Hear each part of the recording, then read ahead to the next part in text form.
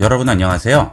이번 시간은 컴퓨터를 이용을 하실 때 가장 직접적으로 접하게 되는 모니터 설정에 대해서 알아보고, 요즘 특히나 컴퓨터에서 영상 보시는 분들도 많으신데요, 영상의 사운드를 설정하는 방법을 자세히 알아보겠습니다.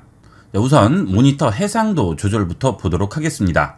바탕화면에서 마우스 우측 버튼 클릭하시면 메뉴가 나오게 되죠. 여기서 디스플레이 설정으로 들어갑니다. 그러면 디스플레이 설정 창이 열리게 되죠.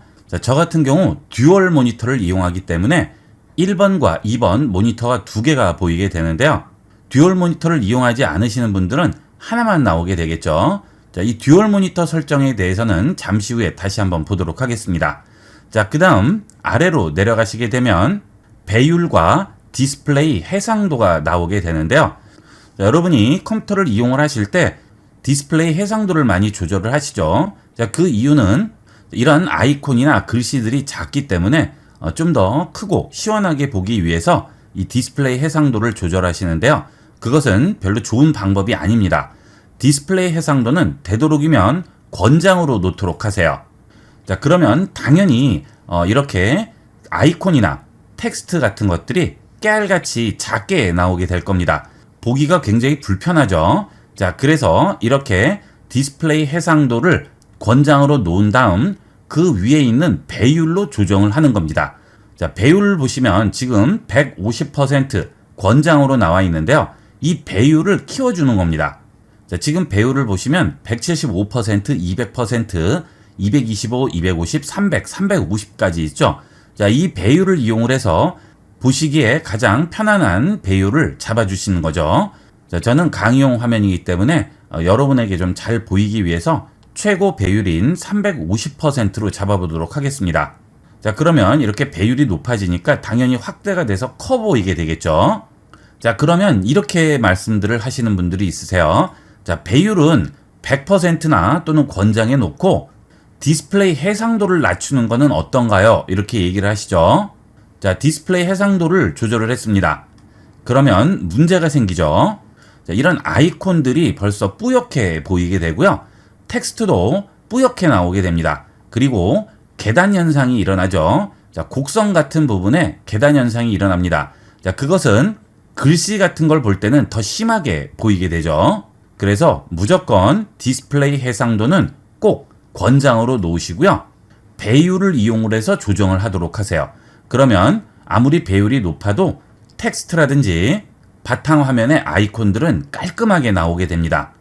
가끔 모니터를 좋은 거 쓰는데도 왜 이렇게 지저분하게 보이나요? 하시는 분들 계신데요, 그런 분들은 이 해상도가 권장으로 놓여 있지 않아서 그렇습니다.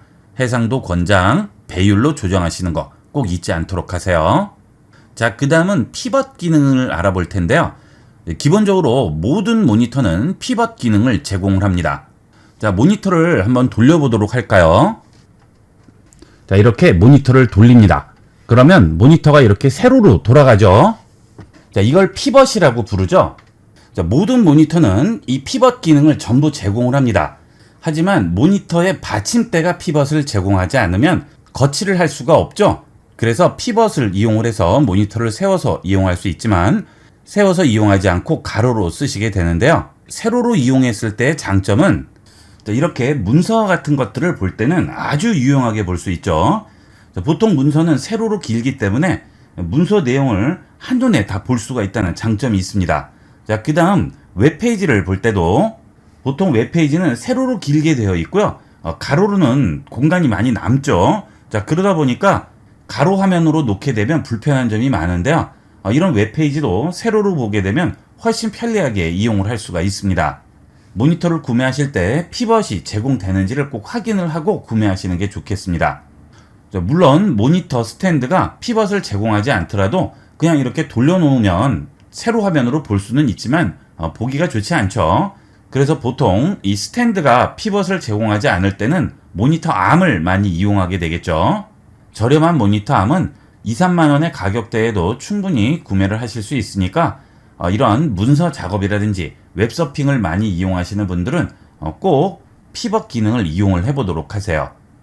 모니터의 피벗 기능은 디스플레이 설정에서 아래쪽으로 내려가시다 보면 디스플레이 방향이라고 있습니다. 자, 여기 보시면 기본값은 가로로 되어 있는데요.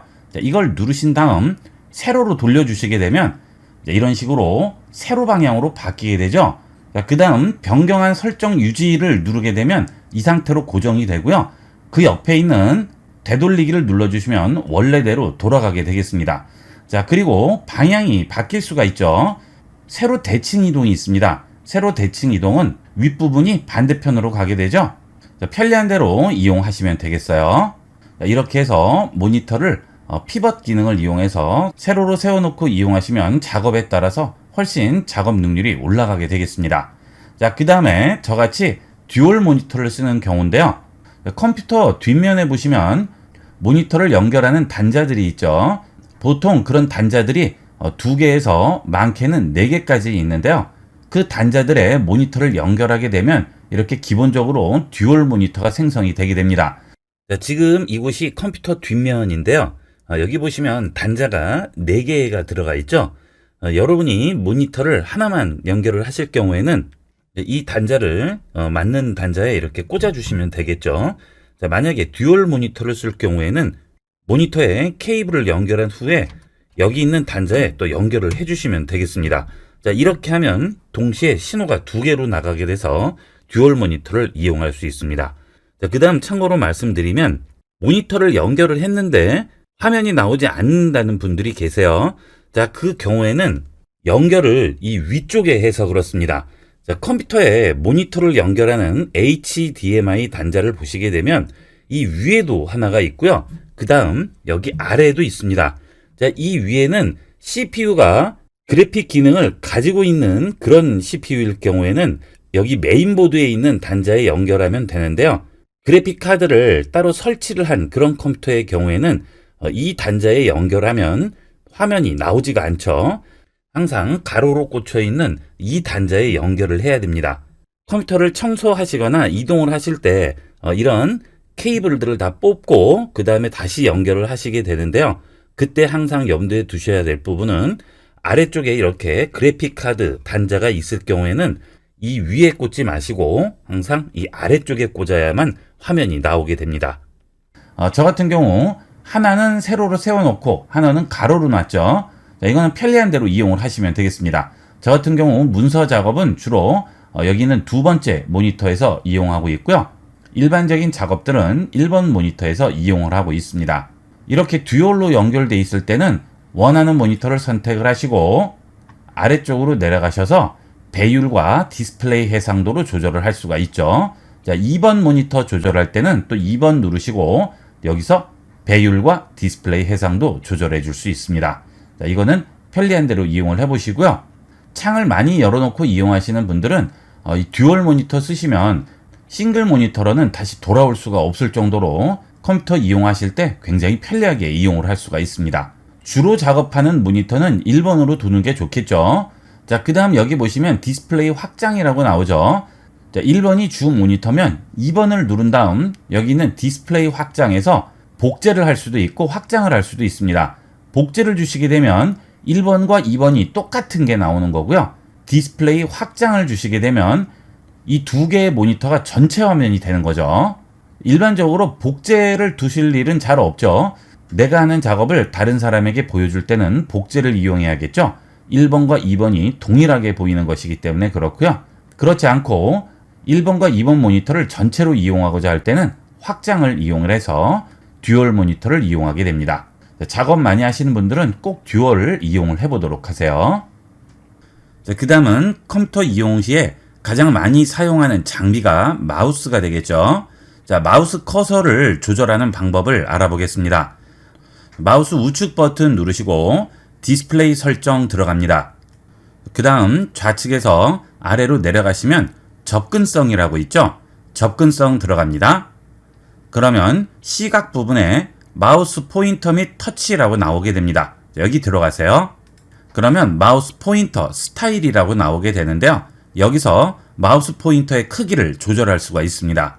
자, 컴퓨터를 이용하시다 보면 가끔 마우스 포인터 위치가 보이지 않는 경우가 있습니다. 그래서 한참 흔드시는데요. 그때 크기를 조절을 하시면 좀 더 사용이 편리하게 되겠죠. 여기 아래에 보시면 크기가 있는데요. 이 크기를 조절하시면 마우스 포인터의 크기를 이렇게 크게 만들어 줄 수 있습니다. 자, 물론 이렇게 크게 하면 너무 커서 보기가 불편하니까 내가 보기에 가장 적당한 사이즈로 포인터 크기를 조절을 해서 이용하시면 좀 더 편리하게 이용을 할 수가 있습니다. 그리고 이렇게 하얀색으로 두지 않고 색을 지정을 해서 좀 더 눈에 띄게끔 만들 수도 있겠죠. 자, 여기 아래 보시면 기본 맞춤색이 있는데요. 이거 외에 색상을 내가 따로 지정을 해서 만들어 줄 수도 있습니다. 자, 이런 식으로 지정을 하시면 눈에 훨씬 잘 띄어서 이용하기가 훨씬 편리합니다. 자, 그리고 더 아래쪽으로 내려가시면 마우스 포인터 속도 조절을 해줄 수 있습니다. 자, 마우스 들어갑니다. 여기 보시면 마우스 포인터 속도가 있는데요. 마우스 이용을 하실 때 속도가 너무 느려서 여러 번 마우스를 움직여야 원하는 위치까지 가게 될 경우에는 사용이 또 불편하죠. 자, 그래서 여기서 속도 조절을 해줄 수가 있습니다.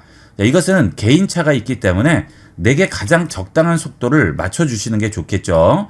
그래픽 작업 같은 그런 정교한 작업을 요할 때는 되도록이면 속도를 늦춰주시는 게 좀 더 정교한 위치를 지정을 할 때 도움이 많이 되겠고요. 일반적인 사용이나 웹서핑에는 포인터 속도가 좀 더 빠른 게 편리하죠. 자, 그럴 때는 속도를 좀 더 올려주시면 마우스를 조금만 움직여도 더 많은 거리를 움직이게 되겠죠. 자, 이렇게 되도록이면 마우스는 나에게 최적화를 시켜서 이용하시면 피로감도 많이 줄일 수 있고요. 사용도 훨씬 편리해집니다. 자, 그리고 비활성 창 위에 커서를 올릴 때 스크롤인데요. 자, 이 경우는 이렇게 창이 여러 개가 열려 있을 경우 비활성 창 위에 커서를 올릴 때 스크롤에 체크를 해 두시게 되면 마우스가 어느 창 위에 얹혀 있는지에 따라서 스크롤을 돌리면 안에 있는 내용을 스크롤해서 볼 수 있습니다. 마우스로 그 창을 꼭 활성화시켜서 스크롤을 하지 않아도 활성화되어 있지 않은 창에도 마우스를 얹기만 하면 이렇게 스크롤을 할 수 있죠. 자, 이것은 꼭 켜고 이용을 하셔야 되겠죠. 자, 그 다음은 소리 부분인데요. 스피커 연결을 할 때 헷갈려 하시는 분들이 많으신데요. 스피커는 항상 여기 있는 연두색 단자가 스피커를 연결하는 단자가 되겠습니다. 자, 스피커 단자를 보시면 이렇게 3.5인치 연결 단자가 있죠. 자, 이것을 여기 있는 연두색 단자에 연결해야만 되고요. 그 옆에 있는 분홍색 단자는 마이크를 연결할 때 이용을 하는 거죠. 당연히 다른 곳에 꽂으면 소리가 나지 않습니다. 스피커에서 소리가 들리지 않을 경우에 제일 처음 확인하실 부분은 연결이 제대로 되어 있는지 이거부터 확인을 하셔야 되겠습니다. 연두색 단자에 정확하게 직결이 되어 있는지 확인을 하시고요. 이렇게 연결을 할 때도 완전히 꾹 눌러서 제대로 꽂혀 있는지 확인을 하셔야 됩니다. 제대로 연결이 되어 있지 않으면 소리가 나지 않겠죠. 완전히 꾹 눌러서 딸깍 소리가 나서 완전히 연결될 때까지 꾹 밀어 주셔야지만 제대로 연결이 되겠습니다. 그 다음에 뒤에 보시면 광단자가 있죠. 이렇게 동그라미 잭으로 연결되는 것들은 전부 이런 3.5파이 단자를 이용하는 것이고요. 보드에 따라서 이렇게 사각형 모양이 있는 게 있어요. SPDIF 아웃이라고 되어 있는 게 있는데요. 이런 것은 광단자가 되겠습니다. 광단자는 당연히 음질이 훨씬 좋죠. 여러분 스피커를 확인을 해보시고요. 혹시 이런 광단자가 있을 경우에는 되도록이면 광단자로 연결을 해주시는 게 훨씬 좋은 음질로 감상을 할 수가 있겠습니다. 하단 작업 표시줄에 보시면 여기에 스피커 표시가 있죠. 자, 이 스피커 아이콘 누르시게 되면 컴퓨터에 스피커가 연결이 되어 있을 경우 음량을 조절을 해줄 수가 있습니다. 자, 이런 식으로 음량을 조절해 줄 수 있고요.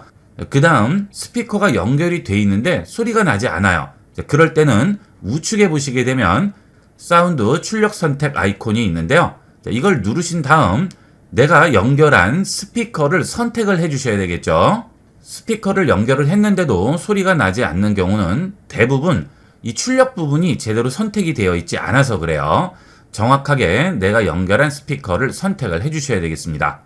자, 그 다음 이 상태에서 더 아래쪽으로 내려갑니다. 자, 여기 보시게 되면 볼륨 믹서라고 있는데요. 이 볼륨 믹서에서 각 프로그램마다의 볼륨을 조절해 줄 수 있습니다. 자, 저는 지금 프로그램이 2개가 실행되어 있는 상태인데요. 이렇게 2개가 실행되어 있을 때 해당 프로그램의 볼륨을 여기서 조절해 줄 수가 있죠. 자, 유튜브를 한번 실행을 해 보도록 하겠습니다. 자, 그 다음 다시 스피커 아이콘 누르시고요. 우측에 사운드 출력 선택 누르신 다음 아래로 내려가시게 되면 볼륨 믹서 부분에 구글 크롬 아이콘이 하나 더 생겼죠. 이렇게 실행되어 있는 앱들의 볼륨을 각각 따로 조절을 해줄 수 있습니다. 자, 여러 개의 프로그램을 열어놓고 쓰시는데 소리가 크게 나오지 않아도 되는 그런 앱들은 이렇게 소리를 조절을 해주시면 되겠죠. 자, 그러면 해당 프로그램은 소리가 작게 나오게 됩니다. 자, 이렇게 이용을 하시면 여러 개의 앱을 실행하고 이용하실 때는 유용하게 활용할 수가 있겠습니다. 자, 이렇게 해서 모니터 해상도를 조절하는 방법과 가장 기본적인 장비인 마우스와 스피커 설정을 좀 더 편리하게 하는 방법들을 알아봤습니다. 가장 기본적인 내용들이니까 꼭 기억을 해놓으시고 활용해 보도록 하세요. 이번 시간은 여기까지 하도록 하겠습니다. 감사합니다. 본 영상을 시청해주신 모든 분께 감사드립니다. 좀 더 체계적으로 컴퓨터 및 모바일 기기 사용법을 배우려면 www.ib96.com, ib컴퓨터교육.com을 추천드립니다. 그리고 저희 채널에 구독과 멤버십 회원으로 가입해주시면 좀 더 좋은 컨텐츠로 보답하겠습니다. 감사합니다.